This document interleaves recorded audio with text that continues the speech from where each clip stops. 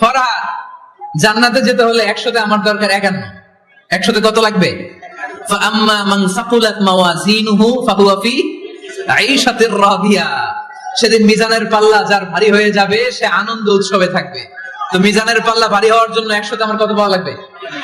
কত পাওয়া লাগবে? 51 পেলেই হয়ে যাবে। এজন্য আল্লাহ বলছেন লিয়াবলুয়াকুম আইয়ুকুম আহসানু আমালা, যেটাই করবে ভালোভাবে করবে। আল্লাহ এটা পরীক্ষা করতে চান যে আমরা ভালোভাবে কে কতটুকু আমল করেছি।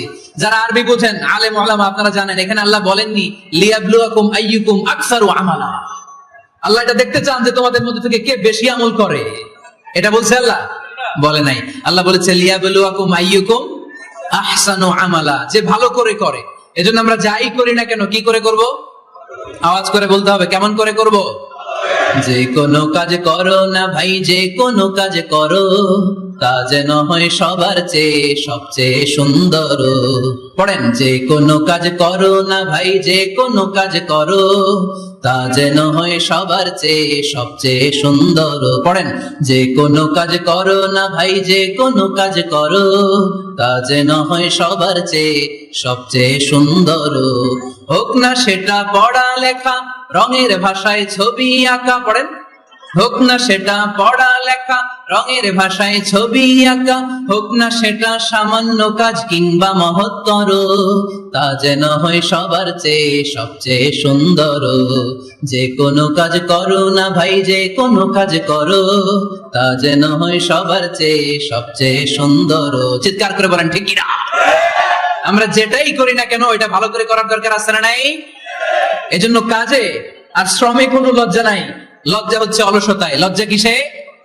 অলসতায়। বিষ্ণু ইসা ইসলামের কাছে এক সাহাবী এসে বলল, ইয়া রাসূলুল্লাহ আ'তিনি শাইআন, আপনি আমাকে কিছু দান করেন, আমার কিছুই নাই। বিষ্ণু বললেন, তোমার কিছু নাই? সাহাবী বললেন, ইয়া রাসূলুল্লাহ ঘরে আমার শুধু 2টি জিনিস আছে। কয়টা? চিল্লায় বলেন কয়টা? এক হচ্ছে একটা জামা, 2 হচ্ছে পানি খাওয়ার একটা জগ। বিষ্ণু বললেন, এই 2টাই নিয়ে আসো। বিশ্বনবীর কথা শুনে ওই সাহাবী ঘর থেকে জামা নিয়ে আসলেন, পানি খাওয়ার জগ নিয়ে আসলেন। বিশ্বনবী সাল্লাল্লাহু আলাইহি ওয়াসাল্লাম ওনার মুবারক হাত দিয়ে এক হাতে জামা ধরে আরেক হাতে পানির জগটা ধরে সাহাবীদের দিকে উদ্দেশ্য করে বললেন, মাইয়াশতারি হাদাইন, এই 2টা জিনিস কেনার মতো কে কে আছে দেখি। কয়েকজন হাত তুললো। বিশ্বনবী বললেন, কত দিয়ে কিনবা? এক সাহাবী বলে, ইন্নী আশতারিহিমা বিদিরহাম, ও নবী যদিও এগুলো আমার দরকার নাই, কিন্তু আপনি যেহেতু নিলামে ডাক তুলেছেন, ইয়া রাসূলুল্লাহ ইয়া হাবিবাল্লাহ, আপনার সম্মানে আমি 1 দিরহাম দিয়ে 2টা জিনিস কিনে নেব। 1 দিরহাম, একটা জামা, একটা পানি খাওয়ার জগ, দাম কত? 1 দিরহাম। বিশ্বনবী বললেন, না না, 1 দিরহাম তো অনেক কম হয়ে যায়। মাইয়াজিদু আলা যালিক, এর চেয়ে বেশি দামে কে কিনবা? আরেক সাহাবী হাত তুলে বলতে লাগলো, ইয়া রাসূলুল্লাহ ইয়া হাবিবাল্লাহ ওয়া ইন্নী আশতারিহিমা বিদিরহামাইন, আমি এই জামাটার পানি খাওয়ার জগটা 1 দিরহাম নয় 2 দিরহামের বিনিময়ে কিনতে চাই। বিষ্ণু ইসা ইসলাম ওই সাহাবাকে দিয়ে দিলেন। দিয়ে 2 দিরহাম নিয়ে যে লোকটা ভিক্ষা করতে এসেছিল তার হাতে 2 দিরহাম দিয়ে বললেন, যাও 1 দিরহাম দিয়ে ঘরে খাবার কিনে দিয়ে আসো, আরেক দিরহাম দিয়ে একটা কুঠার কিনে নিয়ে আসো। শুনতেছেন? কি কিনে নিয়ে আসো? কুঠার দিয়ে কি করে? গাছ কাটে। ওই সাহাবী কুঠার কিনে নিয়ে আসার পরে বিশ্বনবী নিজ হাতে কুঠারের মধ্যে একটা কাঠের হাতল লাগাই দিলেন। আল্লাহু আকবার। হাতল ছাড়া কুঠার ইউজ করা যাবে? বিশ্বনবী নিজ হাতে ওই কুঠারের ভিতরে একটা হাতল লাগাই দিলেন আর বললেন, লা উরিদু আন আরাকা 15 আইয়াম, এই কুঠার নিয়ে জঙ্গলে যাও, গায়ে অনেক শক্তি আছে, কাঠ কাটো, এই কাঠ কেটে বাজারে বিক্রি করো, সামনের 15 দিন যেন আমি আমার চোখের সামনে তোমার না দেখি। বিশ্বনবীর পরামর্শ অনুযায়ী কুঠার নিয়ে ওই সাহাবী জঙ্গলে চলে গেলেন। কাঠ কেটে বাজারে বিক্রি করতে করতে 15 দিন পরে 10 দিরহাম নিয়ে বিশ্বনবীর দরবারে হাজির হয়ে গেলেন। 10 দিরহাম নিয়ে বিশ্বনবীর কাছে হাজির হয়ে গেলেন। সাহাবী এসে বলল, ইয়া রাসূলুল্লাহ এখন আর আমার ভিক্ষা করা লাগে না, আমার গায়ে অনেক শক্তি আল্লাহ দিয়েছে, আই এম ভেরি এনার্জেটিক, আপনার দেয়া বরকতের কুঠার দিয়ে আমি কাঠ কেটে কেটে স্বাবলম্বী হতে শুরু করেছি। সুবহানাল্লাহ পড়েন। আমি এখন 10 দিরহামের মালিক। বিশ্বনবী বললেন, লা আইয়াহতাতিবা আহাদুকুম হুজমাতান আলা যাহরিহি খায়রুম মিন আইয়াসআলা শাইআন ফায়ুতিয়াহু আও ইয়ামনাহু, যাদের গায়ে শক্তি আছে তারা ভিক্ষা না করে কাঠ কেটে পিঠে সেই বোঝা নিয়ে বাজারে বিক্রি করা অনেক ভালো। কারণ কারো কাছে যদি তুমি হাত পাতো, সে দিতেও পারে, নাও দিতে পারে। আর কষ্ট করলে কষ্ট কোনোদিন বৃথা যায় না। চিল্লায় বলেন ঠিক কিনা? বিষ্ণু ঈসা ইসলামের অনুপ্রেরণা এই সাহাবা অল্প কিছুদিনের ব্যবধানে স্বাবলম্বী হয়ে গেলেন। What is the moral of the story? বিশ্বনবীর এই প্রফেটিক স্টোরি থেকে আমাদের কি শিক্ষা? লেসন নাম্বার 1, বিশ্বনবী চাইলেই ওই 2 দিরহাম দিয়ে বলতে পারতো, যাও খাবার দাবার কিনে ফ্যামিলিতে দিয়ে আসো। সে ওই 2 দিরহাম নিয়ে খাবার দাবার কিনে ফ্যামিলিকে খাইয়ে রাত্রে আবার ভিক্ষায় নামতো। কথা কন, রাত্রে কি করতো? ভিক্ষায় নামতো। বিষ্ণু ঈসা ইসলাম তাকে কাজ করে খাওয়ার জন্য উৎসাহ দিলেন। পাশাপাশি বিষ্ণু ঈসা ইসলাম পার্মানেন্ট সলিউশন দিলেন। এজন্য পার্মানেন্ট সলিউশনের ব্যবস্থা করতে হবে। অনেকে আমরা যাকাত দেই, যাকাতের শাড়ি দেই, যাকাতের লুঙ্গি দেই, আছে না নাই? না, যাকাতের শাড়ি, যাকাতের লুঙ্গি বলতে কোনো কথা ইসলামে নাই। এগুলো খুব কম দামি শাড়ি, যাদেরকে এগুলো দেওয়া হয় তাদেরকে অপমান করা হয়, ঠিক কি না? আল্লাহ বলেছেন, ওয়ালাকাদ কাররামনা বানি আদম, I have dignified the status of the sons of Adam. আমি আদমের সব সন্তানদেরকে সম্মানিত করেছি। সুবহানাল্লাহ পড়েন। আপনাদের চেয়ে সম্মানিত কেউ আছে? মানুষের চেয়ে সম্মানিত গোটা বিশ্বে আর কোনো মাখলুকাত আছে? নাই। এজন্য যাকাতের শাড়ি দেয়া যাবে না, যাকাতের লুঙ্গি দেয়া যাবে না। যাকাতের শাড়ি আপনারা দেখছেন, এটারে একবার ধোয়ার পরে দ্বিতীয়বার পরা যায় না। মশারি কি পাতলা, এর চেয়েও পাতলা। এই জন্য জাকাতের শাড়ি, জাকাতের লুঙ্গি বলতে ইসলামে কোনো পরিভাষা নাই। আপনাকে স্বাবলম্বী করে দেওয়ার চেষ্টা করতে হবে। যারা বিজনেস ম্যাগনেট আছেন, তারা একসাথে হয়ে একটা স্ট্রং জাকাত ম্যানেজমেন্ট প্ল্যাটফর্ম করতে পারে, যেখান থেকে আপনারা বিভিন্ন থানায়, বিভিন্ন গ্রামে বাছাই করে করে কিছু ভাইদেরকে জাকাত দিতে পারেন স্বাবলম্বী করার উদ্দেশ্যে। যেই ফ্যামিলিকে আছে, কি নাম এটা? পল্লী উন্নয়ন ক্লাব। মাশাআল্লাহ, যাকাত ফান্ড দিয়ে বিদেশে লোক পাঠায়। এর চেয়ে সুন্দর পদ্ধতিতে যাকাত বিতরণ আর হতে পারে? যেই লোকটাকে, যেই ছেলেটাকে বিদেশে পাঠানো হয়েছে, ওই ফ্যামিলিটা আর কোনোদিন যাকাতের শাড়ি নেওয়ার জন্য লাইনে দাঁড়াবে?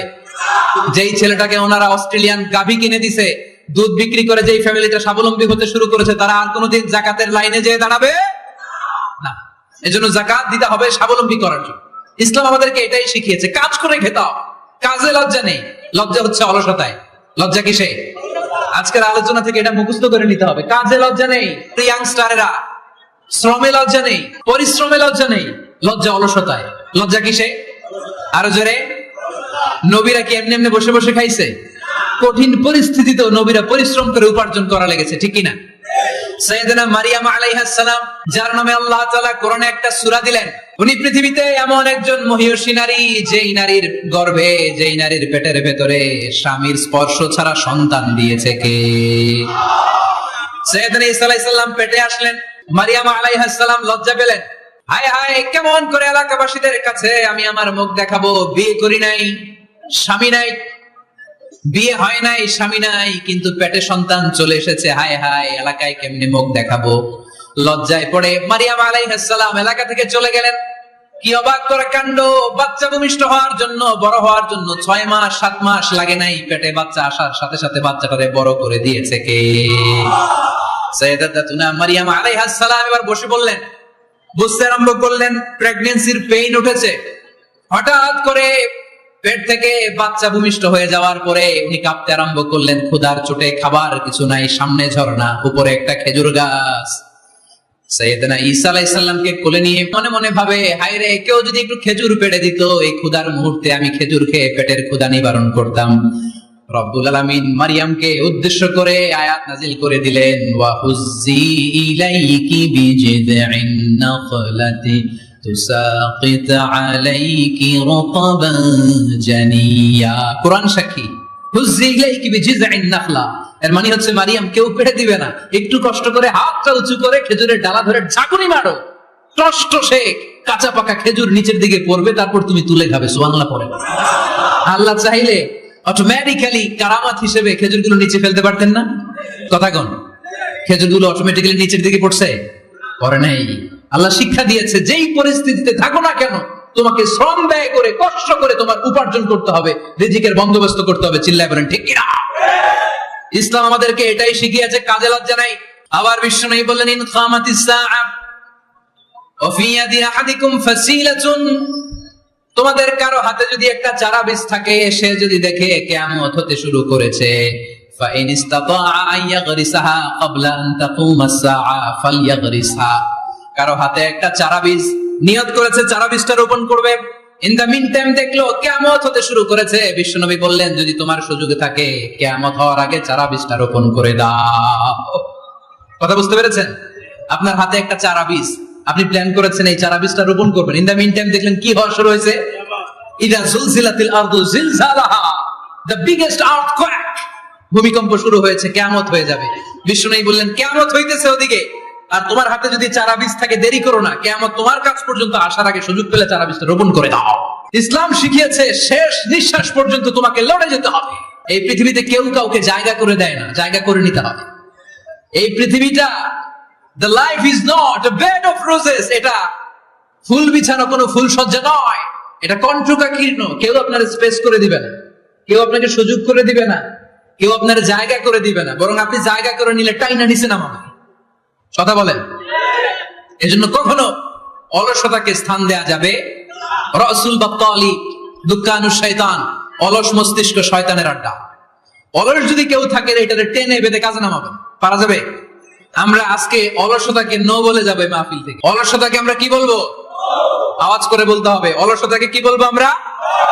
মুমিনের জীবনে কোনো অলসতা নাই। অলস হয় মুনাফিকরা। অলস হয় কারা? চিল্লায় বলতে হবে। মুমিনরা অলস হয়। অলস হয় কারা?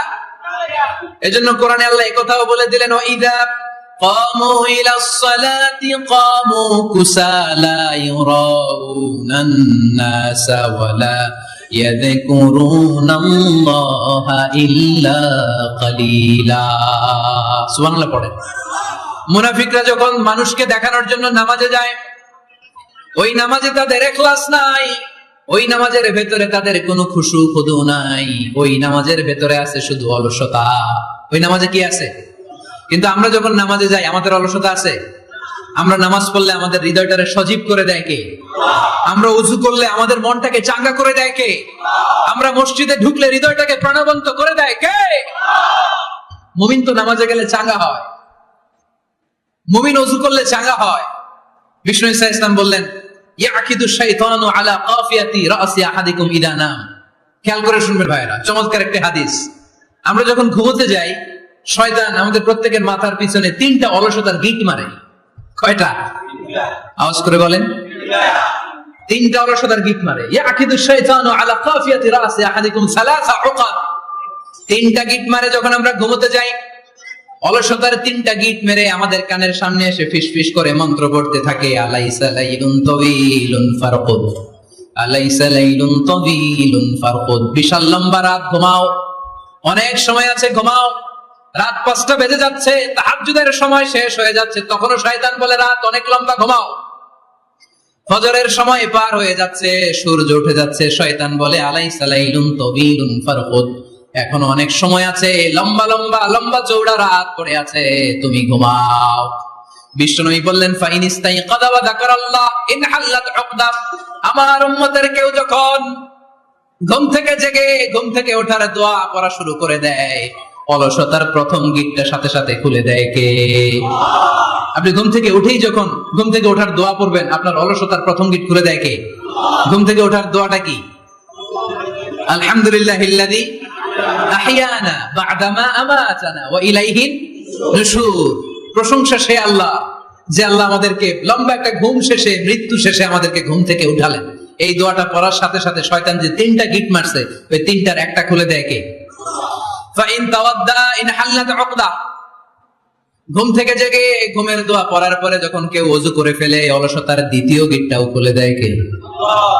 ওযু করার পরে ফাইন সাল্লাত ইনহাল্লাত উকদা, নামাজের মুসল্লায় দাঁড়িয়ে যখন নামাজ শুরু করে দেয়, অলসতার 3 নাম্বার গিটটাও খুলে দেয় কে? 3টা গিট যখন খুলে দেয়, বিষ্ণু ঈসা ইসলাম বলেন, ফাসবাহা নাশীতাল কলব।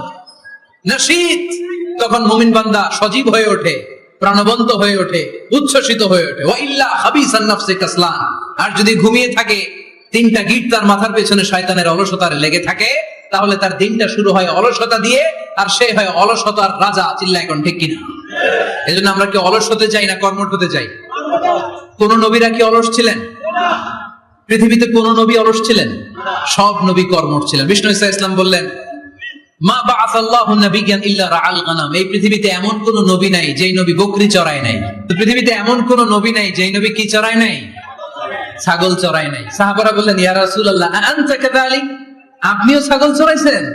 বিষ্ণু নবী সাল্লাল্লাহু আলাইহি ওয়াসাল্লাম বললেন, না, আমিও ছাগল চড়িয়েছি। ওয়া ইন্নী আরআহা আলা কারারিতি আহলি মক্কা, আমি তো মক্কাবাসীদের অল্প কিছু পয়সার বিনিময়ে তাদের ছাগলগুলোকে চড়িয়ে দিতাম। সুবহানাল্লাহ পড়বেন না? বিষ্ণু ঈসা ইসলাম ছাগল চড়াতেন। ছাগল চড়ানো সহজ কাজ না কঠিন কাজ? কেন কঠিন এটা? হ্যাঁ, টেরা খুঁটি মারে।